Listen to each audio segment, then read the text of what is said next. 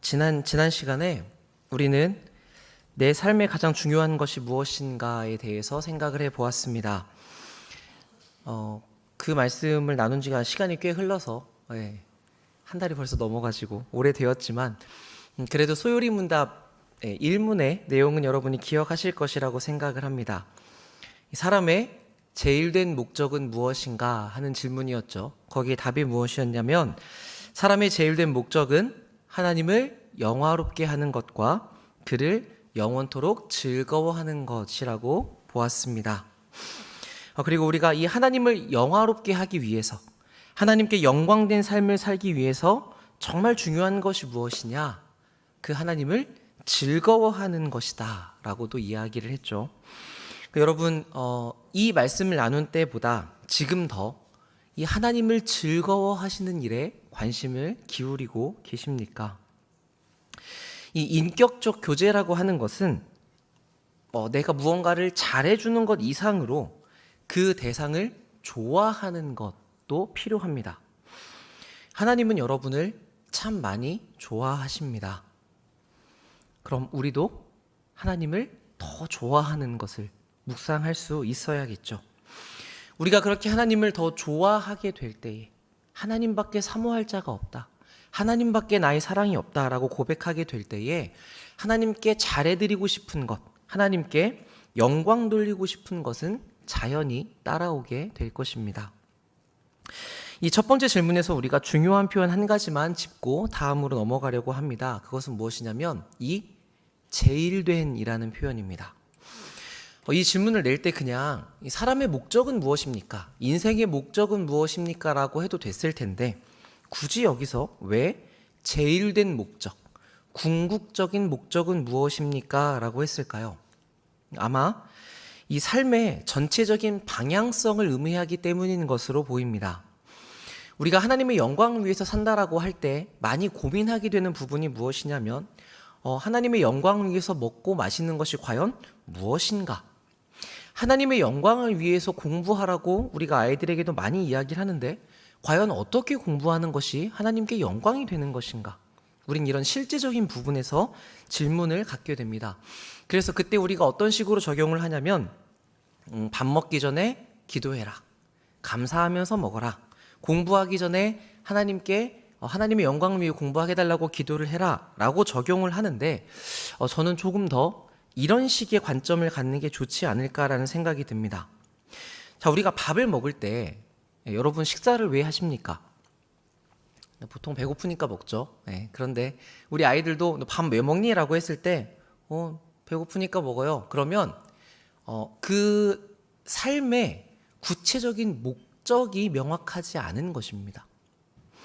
진짜 뭔가 타이트하게 살고 목적을 갖고 사는 사람은 지금 밥 왜 먹고 있어요? 저 이거 말 시키지 마세요. 빨리 먹고 뭐 해야 돼요? 이렇게 이야기를 하죠. 그러니까 밥을 왜 먹는가? 이걸 먹고 해야 될 일이 있기 때문입니다. 그러면 예를 들어서 우리 학생들 같은 경우는 밥 먹고 힘내서 공부하려고요. 그럼 목적이 있는 것이죠. 그런데 그 공부를 왜 하는지를 물어보면 이제 뭐 좋은 대학을 간다라고 또 더 큰 목적을 이야기합니다. 그럼 저는 계속 물어보거든요. 그러면 대학 가서 뭐 하려고? 그러면 뭐 좋은 직장을 얻으려고. 뭐 예를 들면 어떤 친구는 뭐 경찰관이 되려고요. 이렇게 이야기를 합니다. 그럼 이제 계속 묻죠. 경찰은 왜 되려고 하니? 보통 이제 한 3번 정도 물으면 대답을 잘 못하는 경우가 많은데 이렇게 계속 묻다 보면 뭐 사회에서 여러 사람들을 이롭게 하고 도와주려고 뭔가 공의로운 법 질서를 세우기 위해서 경찰이 되고 싶습니다. 이렇게 얘기할 때도 있습니다. 그럼 제가 또 물어보겠죠. 그렇게 사회를 왜 이롭게 하려고 하니? 그렇게 하고 싶은 목적은 뭐니? 다른 사람을 돕기 위해서, 이웃을 위해서 사는 것이 하나님께 영광 돌리는 삶이라고 생각을 해서요 라고 이야기를 한다면 그렇다면 이 친구는 하나님의 영광을 위해서 살려는 목적을 가지고 있는 걸 겁니다. 그런데 여기까지 똑같이 왔는데 그렇게 사회에 이로움을 주어서 무엇 하려고? 라고 물어봤을 때 그래서 제가 명예로운 사람이 되고 나중에 연금을 받아서 노후를 잘 살려고 합니다. 이러면 이 지금 이 친구가 밥 먹는 것은 궁극적으로는 누구를 위한 거예요? 나를 위한 삶이 되는 것이겠죠. 여기서 볼 수 있듯이 우리가 어떤 목적을 가지고 삶을 사는데 그 목적은 그것보다 더 큰 목적 앞에서는 수단이 됩니다. 아이들이 좋은 대학 가려는 걸 목적으로 삼고 공부를 하는데 좋은 대학을 가서 결국은 좋은 직장을 가지려고 하는 게 더 큰 목적이라면 좋은 대학은 꼭 안 가도 되죠. 좋은 직장을 얻을 수 있다면. 그렇죠? 그러니까 이 목적은 더 큰 목적 앞에서 수단으로 계속해서 바뀌게 되는 것이죠. 그러니까 이렇게 우리가 하는 일들은 왜 하는지, 무엇 때문에 하는지를 짚어가다 보면 결국적으로 궁극적으로 도달하게 되는 그 목적지가 있습니다. 그러니까 오늘 이 일문의 대답은 이 목적을 계속 따라가다 보면 그 궁극적인 방향이 하나님의 영광을 위해서 있어야 한다라는 것을 이야기하는 것입니다. 자, 이것은 우리에게 매사에 많은 고민을 하게 만듭니다. 한 아이가 매번 식기도를 열심히 하고 밥 먹기 전마다 막 20분씩 기도를 하면서 밥을 먹는다고 해봅시다. 그런데 이 밥을 먹고 열심히 공부해서 결국 자기 욕심을 채우려는 인생을 살려고 한다면 이 아이가 열심히 기도하면서 밥을 먹더라도 이 밥을 먹는 목적은 자기를 위한 것에 있겠죠.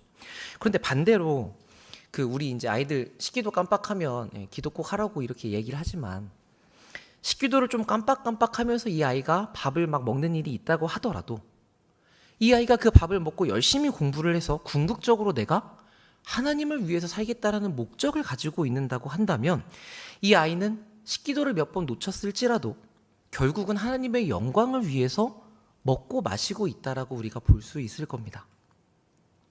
그러니까 이렇게 큰 흐름 안에서 우리가 보는 시각이 필요한 것이죠. 그래야 하나님의 영광을 위해서 사는 삶이 무엇인가를 우리가 조금 더 이해할 수 있게 됩니다. 이런 식으로 우리가 생각한다고 하면 집에서 청소를 하거나 설거지를 하거나 쓰레기를 내다 버리는 일마저도 하나님의 영광을 위한 궁극적인 목적으로 우리가 설명을 할 수 있죠.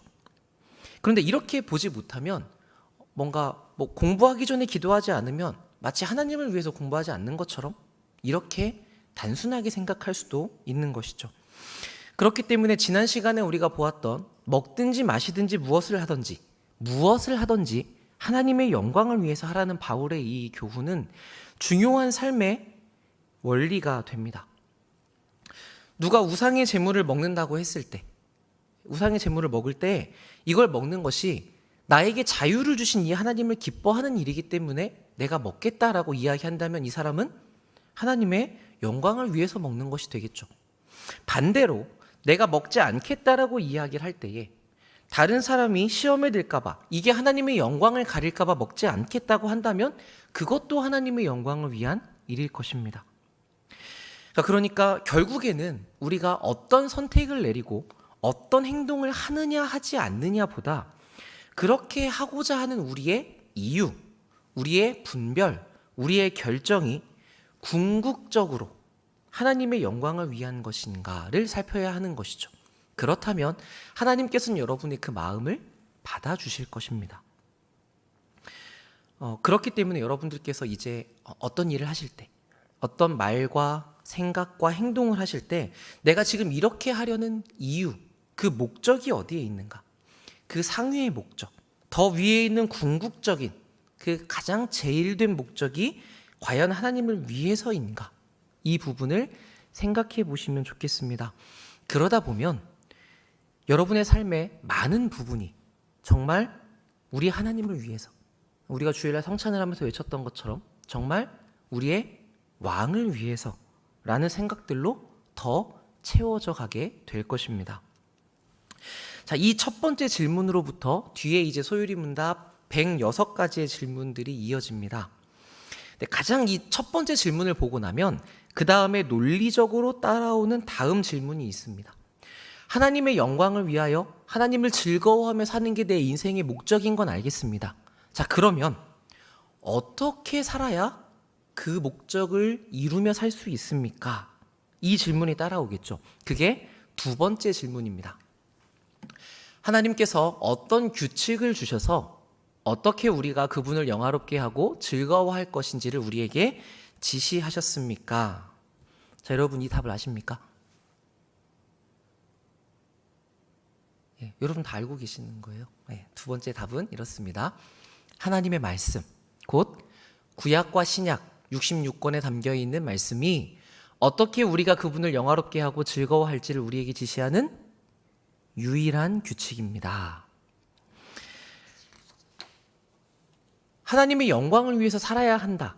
이 목적을 알았으니 열심히 살면 되지 않느냐라고 생각하는 분들이 꽤 많이 있으신데, 그것은 하나님을 어떻게 하면 영화롭게 하는지를, 그 방법을 내가 스스로 알 수 있다고 오해하기 때문에 벌어지는 현상입니다. 그렇지만 이 타락하고 오염된 사람들은 하나님께서 기뻐하시는 것이 무엇인지 스스로는 절대 알 수가 없죠. 여러분, 우리가 만약 성경 말씀을 몰랐다고 해봅시다. 그러면 하나님이 어떤 분이신지를 알 수가 있어요, 없어요? 없죠. 그러니까 그분이 우리에게 무엇을 요구하시는지 알 수 있어요, 없어요? 없습니다. 그러니까 하나님에 대해서 아무것도 알 수가 없게 돼요. 그래서 사람들이 어떻게 합니까? 신이 있는다는 것을 인정하는 사람들, 그런데 하나님이 어떤 분이신지 모르는 사람들은 어떻게 사냐면 자기가 할 수 있는 최선을 다해서 삽니다. 내가 생각할 때의 선한 것, 내가 생각할 때의 좋은 것을 행하죠. 그게 어떤 식으로 드러나냐면 옛날에는 물 떠놓고 열심히 비는 것이었어요. 내가 할 수 있는 정성을 다 드리는 것이었으니까. 그러니까 사람이 종교심이라는 것은 있거든요. 자연만 바라보아도 참 경외감이 들지 않습니까? 그리고 생명의 그 모습을 봐도 참 신비하죠. 이 신비라는 말이 이 신의 비밀이라는 단어이지 않습니까? 그러니까 나를 도와줄 이 신을 모시기는 해야겠는데 무슨 신인지를 몰라요. 어떻게 해야 되는지를 몰라요. 그러니까 자기 생각대로 섬기는 신을, 우상을 만드는 것입니다. 그러니까 이렇게 보면 우리 하나님이 얼마나 좋은 분이십니까? 자, 내가 너희들 구원해 줬으니까 이제 알아서 열심히 해서 내 마음을 잘 사봐라. 이렇게 하시지 않고 우리가 어떻게 살아야 되는지 일일이 다 알려주시는 것이죠. 하나씩 하나씩. 얼마나 디테일하게 가르쳐 주시냐면 다 읽기도 어려울 만큼 이렇게 많이 알려주시지 않았습니까? 이 성경의 기록은 누가 시작했죠? 하나님께서 돌판에 직접 새기시면서 시작이 되었습니다. 그게 십계명이죠. 하나님께서 우리에게 필요한 내용을 우리가 알아볼 수 있는 언어로 기록해 주신 겁니다. 그러니까 우리에게 완전 맞춤형으로 다 해주시는 것이죠. 이것을 기독교는 뭐라고 얘기하냐면 계시라고 이야기합니다. 감추어졌던 것, 그래서 알 수 없는 것을 드러내 보여주었다는 것이죠. 그래서 우리가 이 성경 말씀을 너무나 중요하게 여기는 것입니다. 하나님께서 직접 우리에게 가르쳐 주신 것이기 때문에, 우리의 신앙의 기초가 되는 것이기 때문에 그렇습니다. 저는 기독교가 가지고 있는 가장 큰 특징 중에 하나가 무엇이냐면 신이 사람을 먼저 찾아왔다는 것이고, 신이 사람을 위해서 죽음을 당했다는 것이고, 신이 우리에게 자신을 알려주었다는 점에 있다고 봅니다. 그래서 우리는 이 계시를 흔히 두 가지로 나누어서 보는데, 그것이 무엇이냐면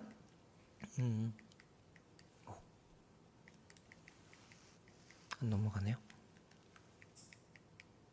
여기서 필요한데 슬라이드가. 네. 두 가지가 무엇이냐면 일반 계시와 특별 계시입니다. 그냥 말씀으로 설명을 드릴게요. 일반 계시라는 것은 일반적인 것을 이야기합니다. 그러니까 일반적인 우리 자연, 모든 사람이 일반적으로 접할 수 있는 어떤 학문, 어떤 문화, 예술, 이런 부분들을 의미를 하죠. 이 일반 계시를 도 역시 하나님께서 주신 계시인데 그 목적이 어디에 있냐면 하나님을 알도록 주시는 것입니다. 그런데 우리가 왜 자연이나 학문이나 문화를 통해서 하나님을 바로 알지 못해요? 우리가 죄로 타락했기 때문에, 오염되었기 때문에 하나님이 주신 것을 보면서도 하나님을 보지 못하게 되는 것이죠. 그래서 이 일반 계시의 특징은 무엇이냐면 모든 사람이 접할 수 있는 것인데 그런데 하나님을 정확하게 알기가 불충분하다는 점입니다. 그래서 우리가 흔히 이야기하는 것, 신이 있는 줄은 알겠는데 그 신이 어떤 신인지 모르겠다. 이게 이제 일반 계시의 한계이죠. 그래서 하나님께서 우리에게 무엇을 주셨냐면 특별 계시를 주십니다. 이 특별 계시는 성경 말씀이고요. 그 목적은 하나님에 대해 참되게 바르게 가르쳐 주시기 위해서입니다. 그래서 우리는 성경을 보면서 하나님에 대해서 충분히 알 수가 있는 것이죠. 자, 여기서 여러분들이 오늘 기억하셨으면 좋겠는 중요한 점은 무엇이냐면 우리는 특별 계시로 일반 계시를 해석한다는 점입니다. 제가 해군 장교로 훈련을 받을 때 이제 산소통 메고 오리발 차고 스킨스쿠버 훈련을 하는 적이 있었습니다. 오리발 차고 수영 연습부터 시작을 하는데 나중에는 이제 훈련을 좀 과격하게 시킵니다. 그 물안경을 그냥 물속에 던져놓고 그냥 산소통 메고 들어가서 그 물안경을 물속에서 쓰라고 하기도 하고, 그렇게 쓰고 나면 교관들이 뒤에 와서 그 숨 쉬어야 되는데 막 산소통 잠그고 이 물고 있는 것들을 막 이렇게 빼내고 막 이래요. 그래서 왜 저렇게까지 하나? 전 수영도 못 하는데 그 얼마나 무섭겠습니까? 근데 나중에 들어보니까 실제로 물속에 들어가게 되면 뭐 해류도 빠르고 어디에 부딪힐 수도 있고 이런 문제들이 있어서 거기서 살아남도록 훈련을 시키는 것이라고 하더라고요. 근데 이제 물안경을 물에 던져놓고 이제 물속에서 쓰라고 이야기를 하는데 저는 수영을 못한다고 말씀드렸잖아요. 물속에서 30살 먹을 때까지 눈을 뜰 수 있다는 걸 몰랐어요. 바다에 들어가서 눈 뜨면 눈이 따갑고 하니까 항상 물속에서 눈을 감고 있었는데 교관님들이 이제 괜찮다고 뜨라고 이야기를 하는 겁니다. 그래서 이제 긴장하면서 눈을 살짝 떠봤죠. 그랬더니 이 물이 들어오긴 하지만 그래도 앞이 조금 보이기는 하더라고요. 근데 되게 뿌옇게 보였습니다. 그러니까 저기에 뭐가 있는 줄은 아는데 뭔지가 분명하지 않은 거죠. 그러니까 제가 생각할 때 일반 계시가 이런 것 같아요. 뭐가 있는 줄은 아는데 분명하게 뭔지는 모릅니다. 근데 거기서 물안경을 딱 쓰고 나면 어때요? 뭐가 있는지 정확하게 보이죠. 글자를 읽을 수 있을 정도로 선명하게 보입니다. 그러니까 이게 특별 계시의 역할인 것이죠. 물안경을 쓰는 것과 같아서 이 세상이 실상이 어떠한지를 정확하게 보여주는 것입니다. 그래서 일반 계시 안에 있는 일반 사람들은 하늘을 보면서 아름답다, 참 대단하다, 뭔가 위험이 있다, 이 정도까지는 느낍니다. 그런데 우리는 뭐라고 이야기를 하죠? 안 넘어가죠? 시편 19편 1편에서 하늘이 하나님의 영광을 선포하고 궁창이 그의 손으로 하신 일을 나타낸다, 이렇게 표현하지 않습니까? 그러니까 우리는 그 자연을 통해서 하나님을 볼 수 있는 것이죠. 그런데 하나님을 모르는 사람들은 신의 위대함을 생각하긴 하지만 하나님을 높일 수는 없습니다. 그러니까 하나님이 누구신지는 더더욱 알 수가 없는 것이죠. 그래서 이 성경이라는 렌즈가 너무나 필요한 것입니다.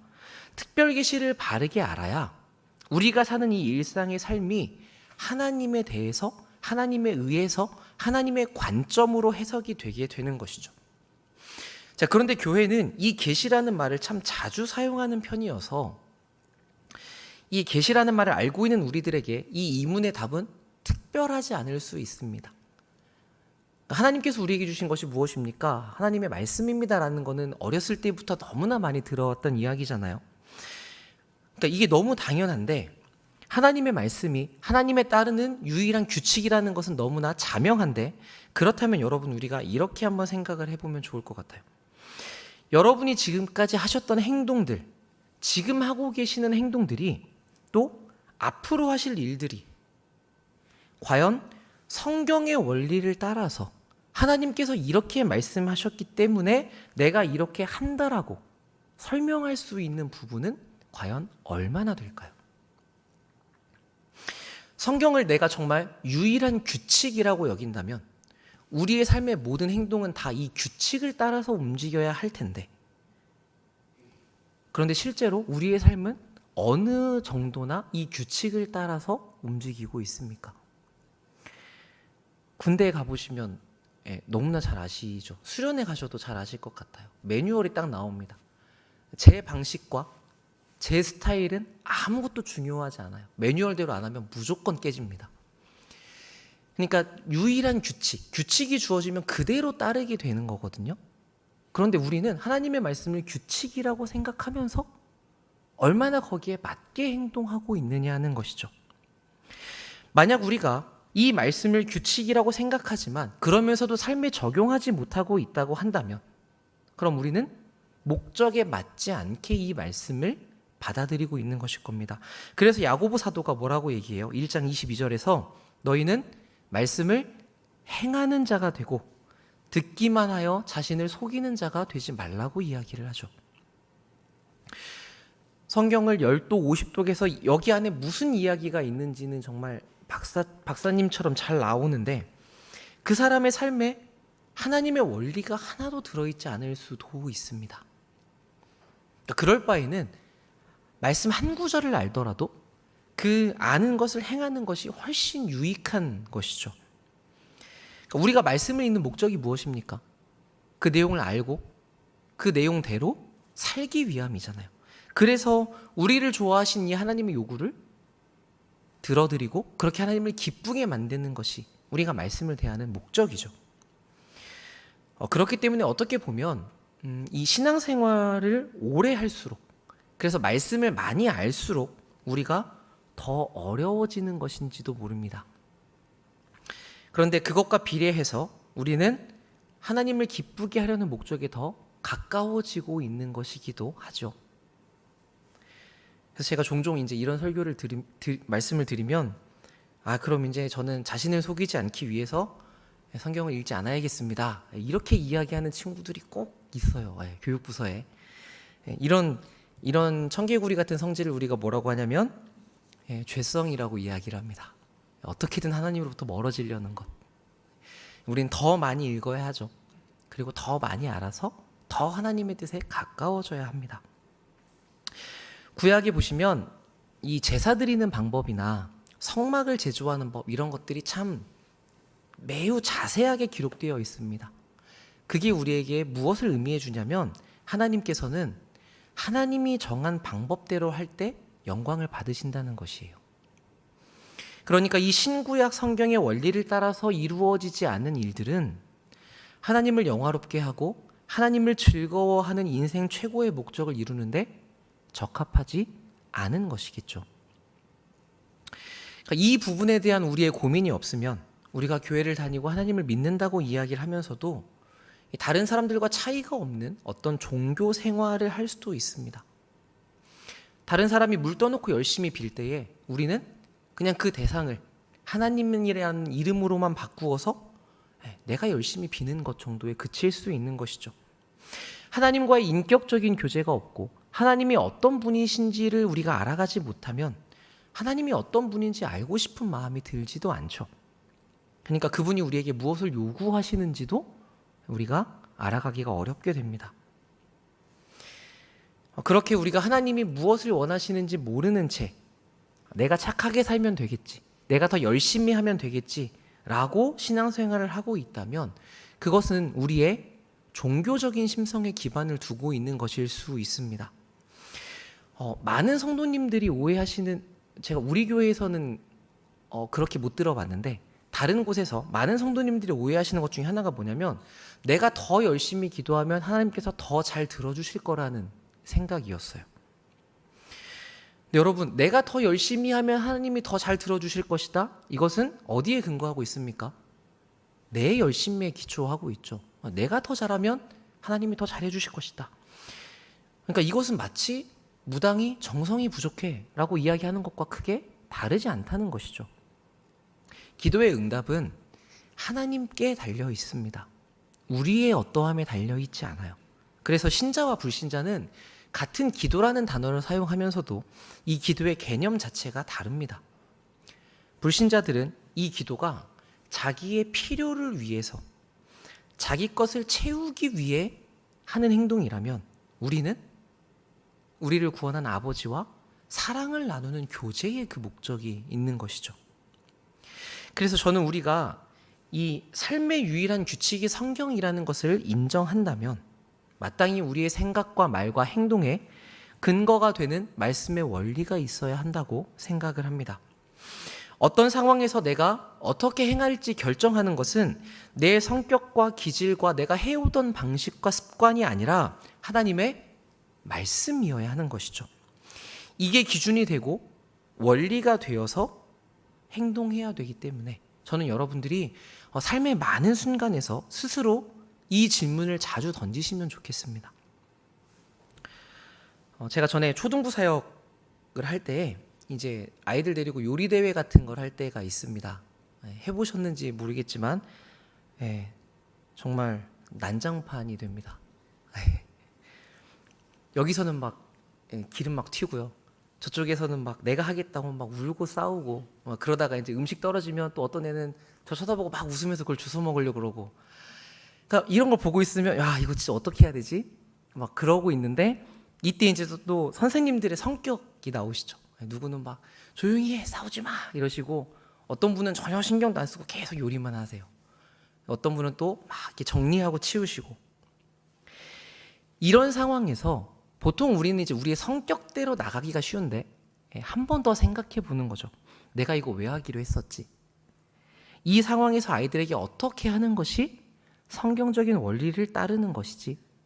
여러분이 그 순간에 여러분이 처한 어떤 상황에서 이걸 딱 한 번만 생각해 보신다면, 그러면 조금은 다른 행동을 하실 수 있을 겁니다. 이런 내용을 잘 다듬었던 표현이 그때 한참 유행했던 예수님이라면 어떻게 하실까? 이 한 문장으로 요약이 될 수도 있을 것 같아요. 여러분 안엔 이미 많은 하나님의 말씀들이 쌓여 있습니다. 원리들이 이미 다 들어있죠. 그렇다면 지금 여러분이 행동하시는 그 이면에 그 원리가 과연 녹아 있는지를 한번 살펴보십시오.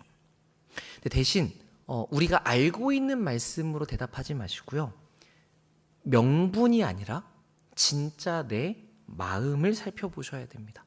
그 부분이 하나님의 말씀으로 채워져야 하는 것이거든요. 그렇게 우리는 말씀을 내 안에 담기 위해서 노력해 가야 합니다. 물론 알아도 이제 안 되고 힘든 영역들이 많이 있죠. 그렇지만 이 방향이 맞다면 이게 진전이 없는 것 같아도 우리가 계속 그쪽으로 가야 하지 않겠습니까? 그래서 누군가가 왜 그렇게 하셨습니까? 라고 물어보았을 때 성경에서 이렇게 말씀했기 때문에, 예수님이 이렇게 하라고 하셨기 때문에 제가 이렇게 했습니다 라고 말씀하실 수 있는 여러분들이 되셨으면 좋겠습니다. 이게 여러분 한 분 한 분이 그런 자세와 태도를 가지고 살아주셔야 우리 교회가 일치가 될 수 있습니다. 성경을 따라 행하겠다, 이 대원칙에 동의한 사람들이 모여 있어야 비로소 대화를 통해서 하나됨에 도달할 수 있거든요. 근데 그렇지 않으면 우리가 대화해서 이 문제를 해결해 봅시다라고 아무리 모여도 결국에는 자기 뜻을 주장하고 그것을 굽히지 않습니다. 그래서 각자가 다른 길로 가게 되더라고요.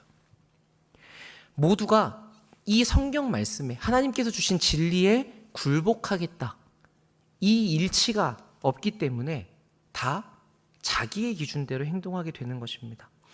근데 생각해보면 명확하죠. 이런 행동은 성경을 유일한 권위로 인정하지 않는 태도입니다.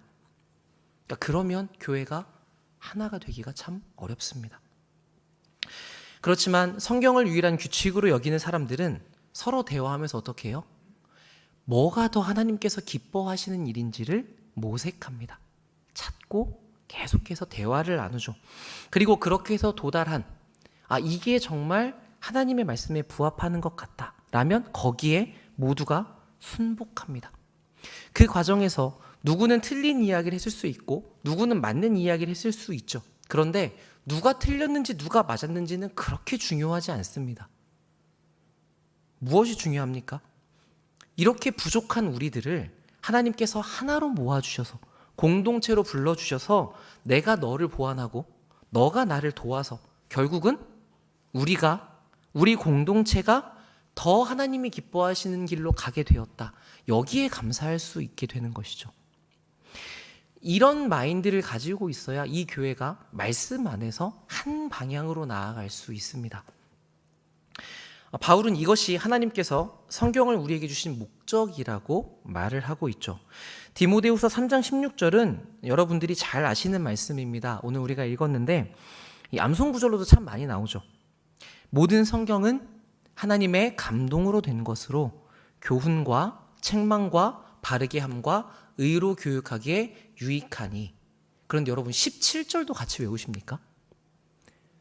보통 우리가 16절까지 외우죠. 성경의 중요성에 대해서 외우는데 그 성경으로 교훈하는 목적이 어디 있는지는 17절에 등장을 합니다. 이는 하나님의 사람으로 온전하게 하며 모든 선한 일을 행할 능력을 갖추게 하려 합니다.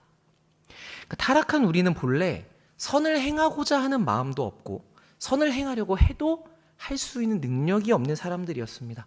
그런데 그런 우리를 하나님께서 불러주셨죠. 그래서 우리가 하나님의 자녀가 되었습니다. 그럼에도 불구하고 우리는 여전히 부족해서 모든 선을 행할 수 있는 능력을 가지고 있지 않습니다. 그래서 하나님께서 우리에게 무엇을 주셨다? 유일한 규칙인 성경 말씀을 주셨다. 그래서 결국은 우리를 어디로 이끌어 가십니까? 온전하게 만들어서 모든 선한 일을 행할 능력을 갖춘 사람으로 거기까지 여러분들 한 명 한 명을 세워 가시겠다고 말씀하시는 것입니다. 그러니까 여러분 이게 어떤 의미예요? 여러분 성경을 통해서 우리가 힘들지만 이거 바로잡고 성경을 잘 적용하는 사람이 돼야 됩니다. 그게 아니라 이걸 할 수 없었던 존재였던 우리들을 하나님께서 불러내셔서 할 수 있는 존재로 바꾸어 주신다는 이야기입니다. 하나님의 말씀을 통해서요. 그러니까 우린 이런 복된 과정 위에 있는 사람이라는 것을 먼저 알아야겠죠. 그래야 하나님의 말씀을 따라가는 것이 짐이 아니라 기쁨이 됩니다. 하나님의 말씀으로 교육을 받으면서 어떤 부분적인 선한 일이 아니라 모든 선한 일을 행할 수 있는 사람으로 여러분 한 분 한 분이 서가고 계시는 것이죠. 그러니 여러분 우리를 온전케 하시는 이 하나님의 말씀을 귀하게 여기시고 더 사랑하시고 더 가까이 하시면 좋겠습니다. 우리 안에는 우리가 볼 수 없을 정도로 세상의 기준, 내 원리들이 가득 차 있지 않습니까? 그러니까 우리가 너무도 자연스럽게 그 기준을 따라 행동을 하다 보니까 잘 알아채기 어렵지만 우리 안에는 하나님의 원리와는 다른 그 습관들이 많이 차 있죠. 그러니까 여러분들께서 이 부분을 의도적으로 더 경계하고 더 주의하셔야 됩니다. 그러면서 이것들을 하나하나 하나님의 말씀의 빛 앞에서 비추어 봐야 되고 수정해 가야 되고 하나님의 말씀으로 채워가야 하는 것이죠. 그렇게 해 가실수록 우리가 하나님을 영화롭게 하고 그분을 즐거워하는 목적에 더 가까워질 수 있습니다. 이것을 가능하게 하는 게 무엇이다?